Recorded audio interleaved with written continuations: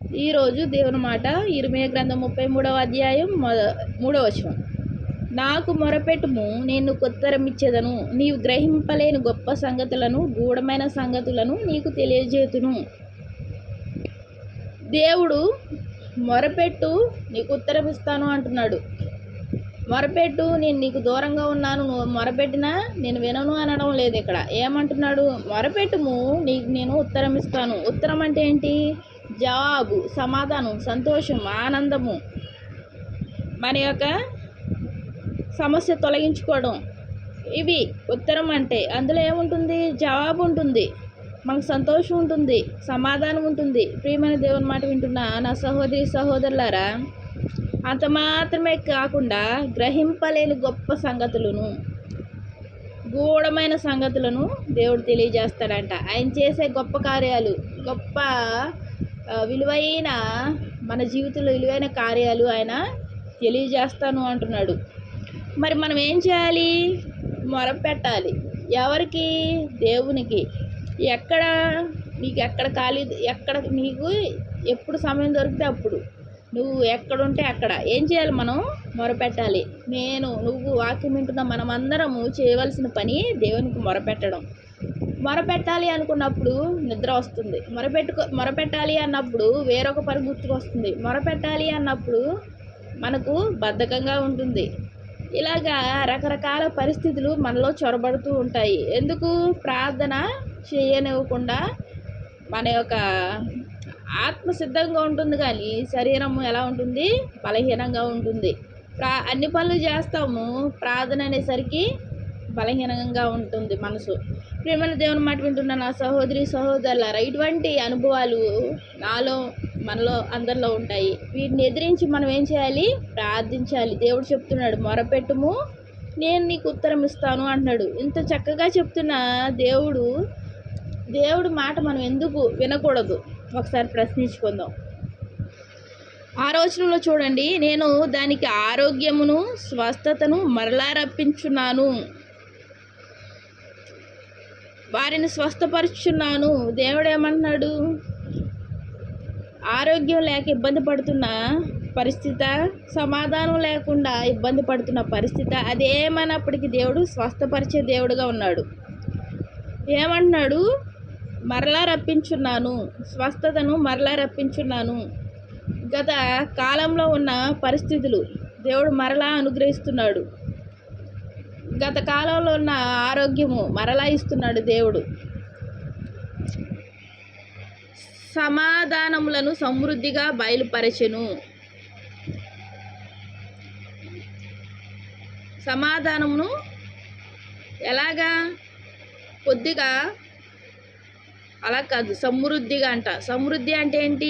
ఇక ఆ సమృద్ధిలో మనము ఆ సమృద్ధిని చూస్తే ఆ సమాధానం వేరేగా ఉంటుంది, ఆ సంతోషం వేరేగా ఉంటుంది.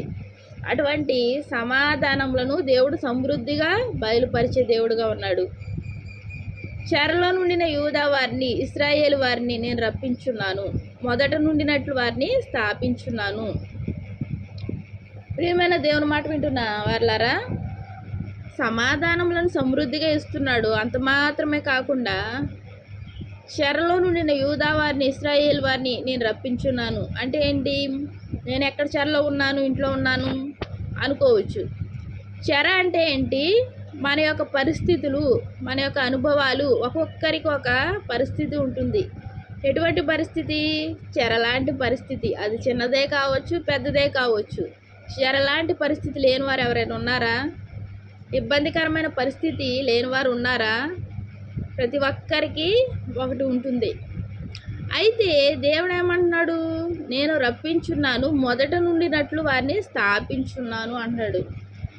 మొదట ఏ పరిస్థితిలో ఉన్నామో, ఏ అనుభవంలో ఉన్నామో ఆ అనుభవాన్ని మరలా ఇస్తున్నాడు. అది ఏ అనుభవము?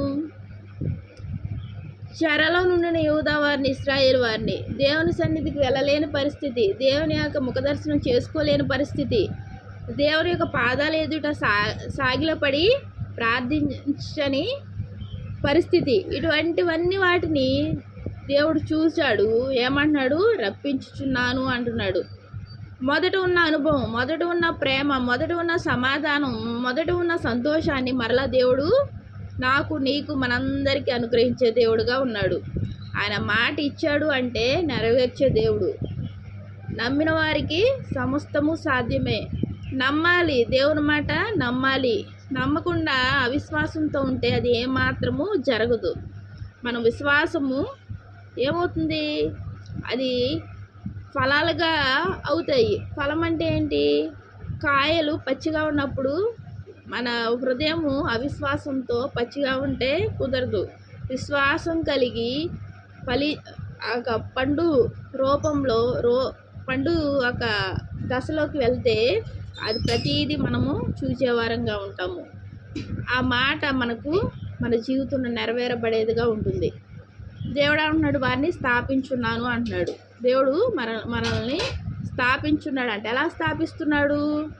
దేవుని సన్నిధికి వెళ్ళలేని అనుభవాలు, దేవుని ప్రార్థించని అనుభవాలు, ప్రార్థన చేయలేని పరిస్థితులు, వాక్యం చదవలేని పరిస్థితులు అవన్నీ కొట్టివేసి దేవుడు స్థిరంగా స్థాపించే దేవుడుగా ఉన్నాడు.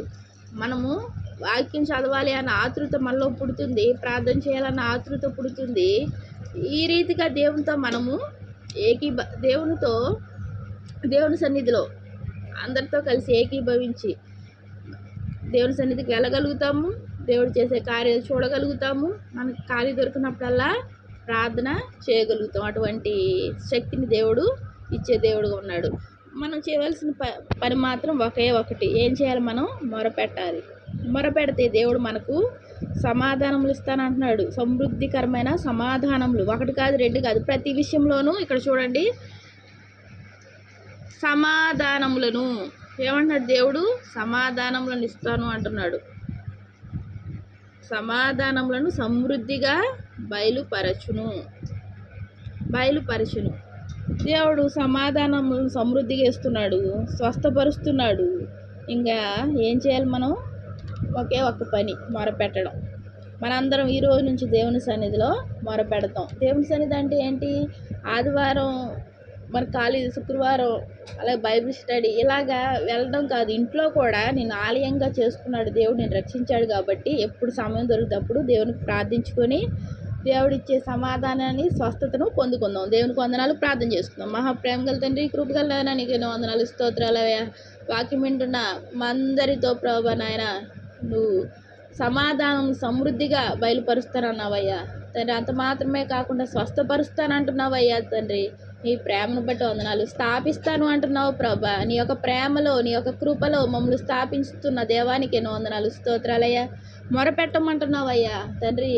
మేము ప్రభా నాయన ఈ ఒక్క పని చేయగలిగితే ప్రభా మా జీవితంలో ప్రభా నాయన నువ్వు యొక్క మేలుతో మమ్మల్ని సమృద్ధిగా నింపే దేవుడుగా ఉన్నావయ్యా. నీ ప్రేమను బట్టి వందనాలు చెల్లించుకుంటూ ప్రతి ఒక్కరము తండ్రి నీ పాదాల ఎదుట సాగిలపడి ప్రార్థించుకునే కృపను మా అందరికి అనుగ్రహించమని నువ్వు దయచేస్తున్నందుకు వందనాలు చెల్లించుకుంటున్నా ప్రభుని ప్రియ రక్షకుడు యేసుక్రీస్తు వారి నామంలో అతి వినయముగా బ్రతిమలాడి వేడుకుంటున్నాను తండ్రి. ఆమేన్. అందరికీ ప్రైజ్ లార్డ్.